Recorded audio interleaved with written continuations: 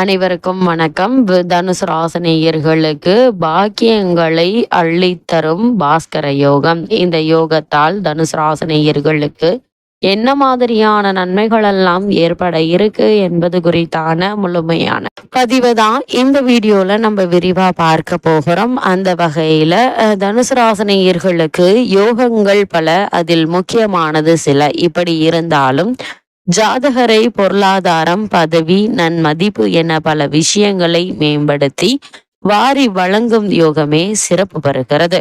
சூரியன் என்ற ஆத்மகாரகனை மையப்படுத்தி வரக்கூடிய யோகம் என்றும், ஆத்மகாரகன் என்று சொல்லக்கூடிய சூரியன் தனித்தன்மையாக இருக்கும் யோகம் இதுவே. சூரியனுக்கு உதயன், ரவி, பகலவன், ராஜா, அசோகன், ஆதவன், ஆதித்யன், அருணன், வேந்தன், பரிதி, ஞாயிறு, அரிமா, கதிரவன், கோவன், கோ, அக்னி என இன்னும் பல நாமங்களுடன் இருந்து ஆத்மாவை மிளிரச் செய்பவன் சூரியனே.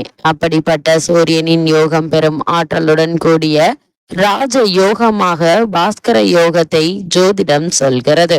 இந்த பாஸ்கரம் யோகம் என்பது என்ன என்று பார்க்கும்போது, சூரியன் நின்ற பாவகத்திற்கு 12ஆம் பாவகத்தில் சந்திரனும் 2ஆம் பாவகத்தில் புதனும் இருக்க வேண்டும்.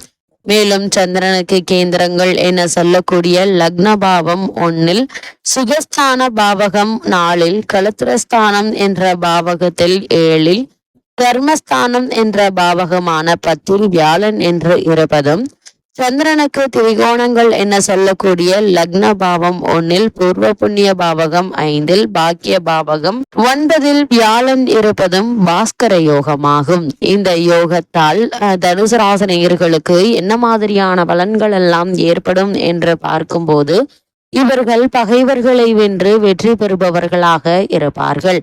கூட்டத்தை தலைமை தாங்குபவனாக இருப்பார்கள்.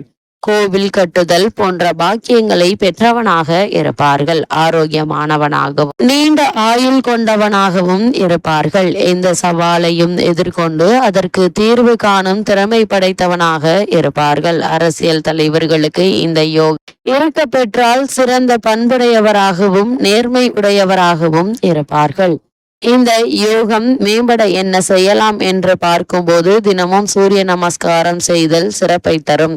சூரிய நமஸ்காரம் என்பது சூரியனை நோக்கி வணங்குதல் மட்டுமில்லை, யோக பயிற்சியுடன் வணங்குதல். சூரிய ஒளி உடல் மீது விழும் வண்ணம் இருக்க வேண்டும்.